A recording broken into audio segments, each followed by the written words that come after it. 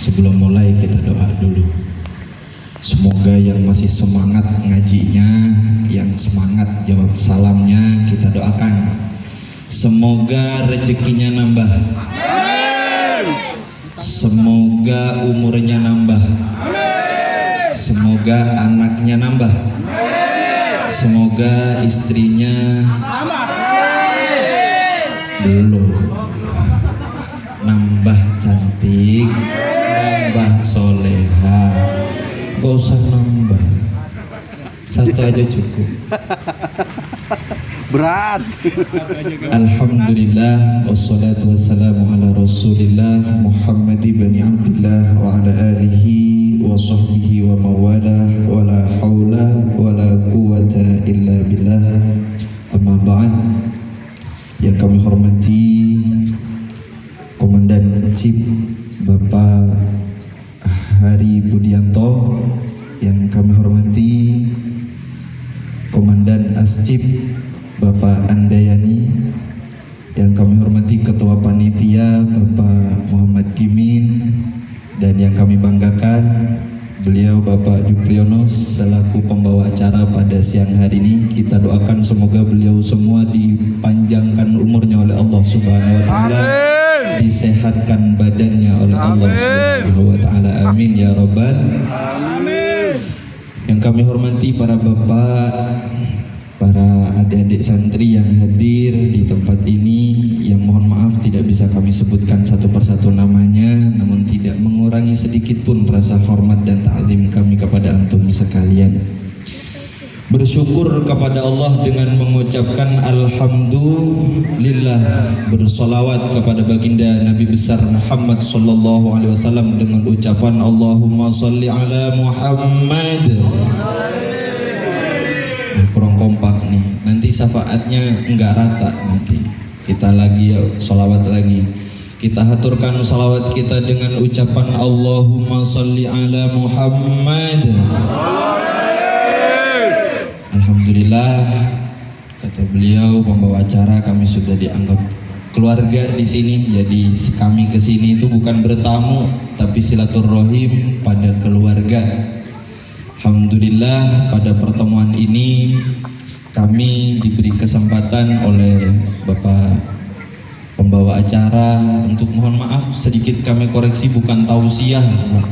Tausiah itu ketinggian buat saya. Itu bukan kelas saya tausiah itu. Kalau saya masih bawah, jangan tausiah. Para bapak, para adik-adik yang hadir pada kesempatan kali ini, di tempat ini alhamdulillah sudah 2-3 kali kami hadir setiap tahun, dan alhamdulillah di siang hari ini kita kembali memperingati acara Maulid Nabi Muhammad SAW. Sebenarnya di tempat kita, di kampung, di desa, di kota, khususnya di negara kita Indonesia itu sudah tidak asing dengan yang namanya Maulidun Nabi Muhammad SAW. Memang di mana-mana ada Maulid, di kampung ada Maulid, di sini ada Maulid, di mana-mana ada Maulid. Cuman kadang kita ada beberapa orang yang tidak begitu paham kenapa kita bermaulid. Ada yang sekedar ikut-ikutan, ada yang sekedar ikut tren aja. Kok maulidan ya, yang lain pada maulidan mau gimana? Padahal nggak tahu maulidannya itu kenapa. Ada yang sudah punya anak di sini, banyak ya. Untuk yang di sini masih banyak yang belum. Ini sedikit info, yang di sini ini masih banyak yang bujang nih, Pak. Kalau ada anak yang ini bisa lah, nanti sekadar promosi lah ya.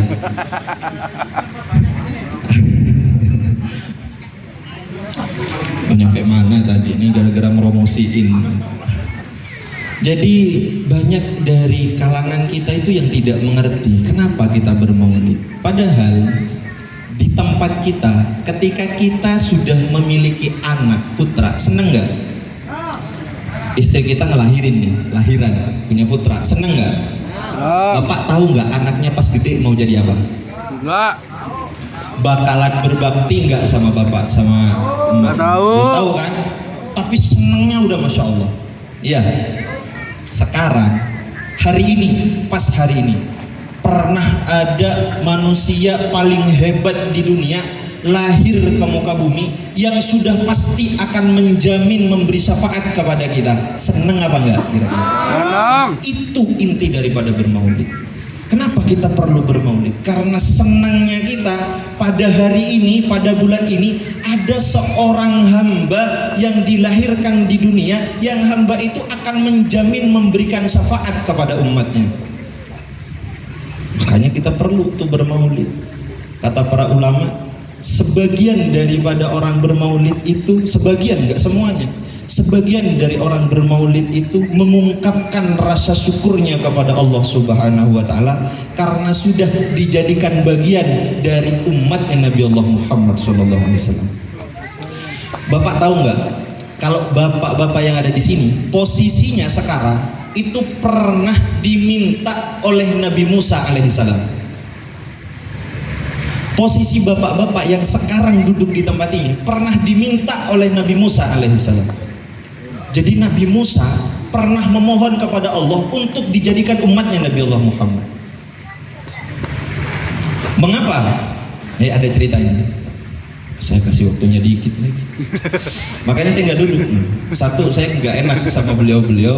Kedua, kalau duduk saya biasanya kebablasan. Bisa sampai 2 jam, 3 jam. Lanjut. Bukan gitu. Karena kan ini acara Ince nanti setelah asar. Nabi Musa itu dulu pernah memohon kepada Allah. Beliau bertanya, setelah beliau meminta kepada Allah untuk bisa melihat Allah Subhanahu wa Ta'ala, kemudian Allah ijabah dengan melihat bukan Dzatullah, tidak, tapi disuruh melihat ke gunung Turi Saina. Pas lihat gunung, belum melihat Dzatullah, Nabi Musa sudah pingsan. Setelah itu Nabi Musa bertanya kepada Allah, ya Allah, sekarang ini, kata Nabi Musa, sekarang ini setelah saya mendapatkan kehormatan darimu untuk bisa melihatmu, adakah umat manusia yang lebih mulia daripada aku? Itu kata Nabi Musa. Jawaban Allah, bukan ada Musa, banyak. Bukan ada, banyak. Yang lebih mulia dari kamu itu bukan cuma ada, banyak. Penasaran Nabi Musa, siapa ya Allah?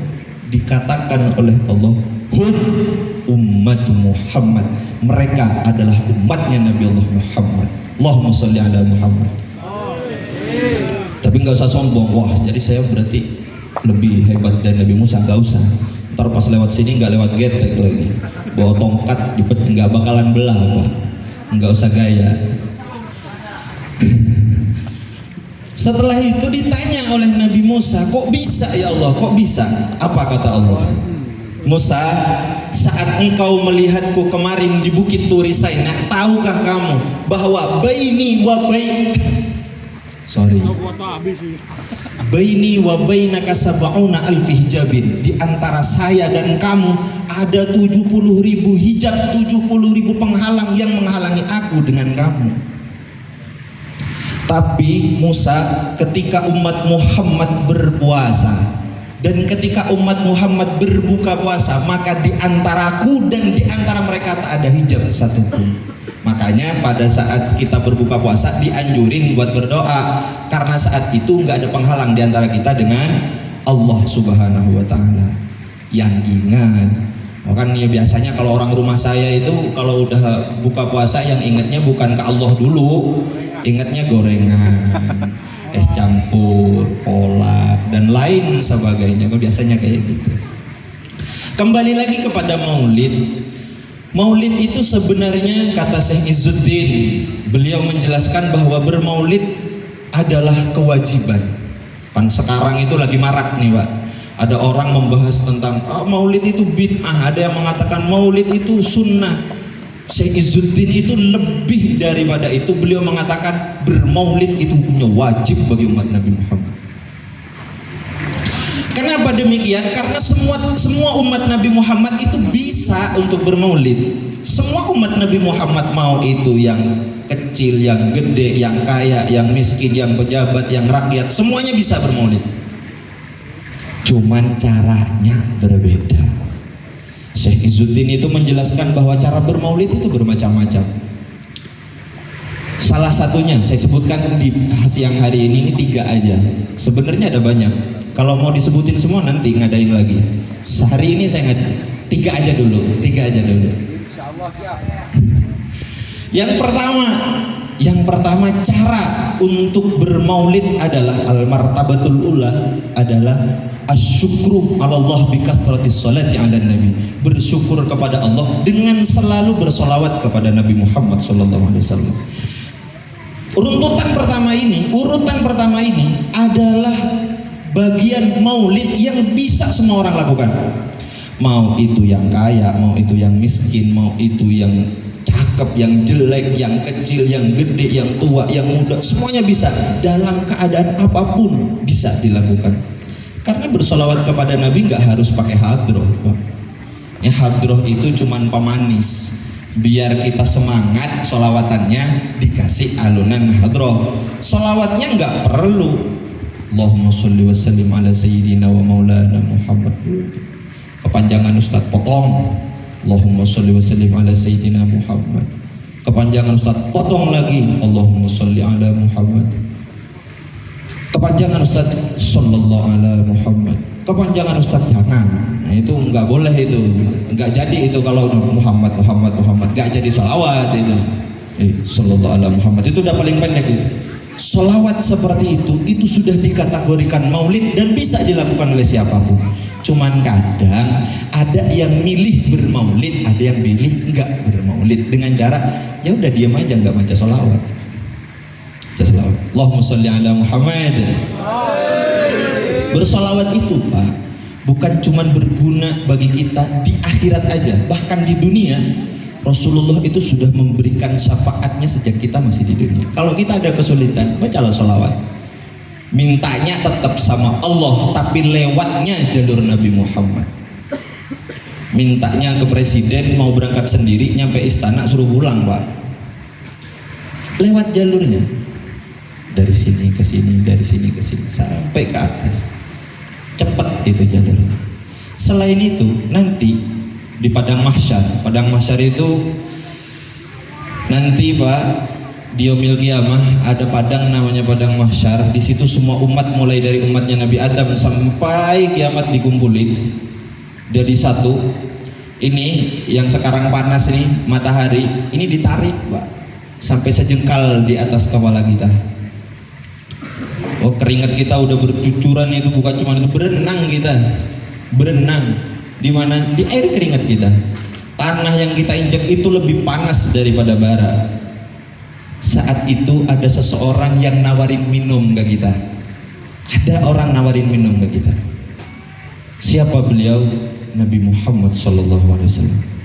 Gimana minumnya? Minumnya itu dari telaga beliau yang bernama Telaga Kautsar. Yang barang siapa minum dari sana tak akan pernah haus selamanya. Mau minum? Silakan. Oh dari Telaga Kautsar. Perbanyak sholawatnya. Kirain mau minum itu. Mau minum dari Telaga Kautsar, perbanyak sholawatnya. Karena yang akan tampak pada beliau pertama kali adalah orang-orang yang paling banyak sholawatnya kepada beliau. Bukan yang paling cakep, bukan yang paling kaya. Enggak kelihatan nanti itu. Kalau enggak banyak sholawatnya, enggak kelihatan. Di depan Nabi Muhammad enggak bakal kelihatan. Yang kelihatan pertama kali adalah mereka-mereka yang suka bersolawat kepada baginda Nabi Muhammad Sallallahu Alaihi Wasallam. Itu cara yang pertama. Masih lanjut. Canda. Cara yang kedua itu adalah cara yang biasa kita lakukan seperti sekarang.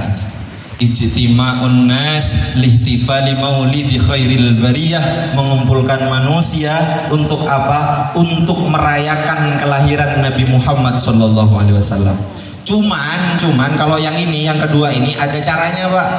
Ada 5 yang harus dipenuhi. Yang pertama, dalam perkumpulan itu harus ada sima usiratihi wa syama'ilihi. Harus ada yang menjelaskan tentang perjalanan hidup Nabi Allah Muhammad sallallahu alaihi wasallam. harus dalam majelis itu, enggak harus ngundang penceramah, enggak. Sampean dengerin maulid tiba aja, yang penting dikasih arti, itu udah fahtazal arsyu taraba wastibashara wazdadal kursiyyu haibatan wa waqara. Itu semua adalah perjalanan hidup Nabi Allah Muhammad, mulai dari dalam kandungan sampai beliau menjadi nabi, sampai wafat. Ada di sana.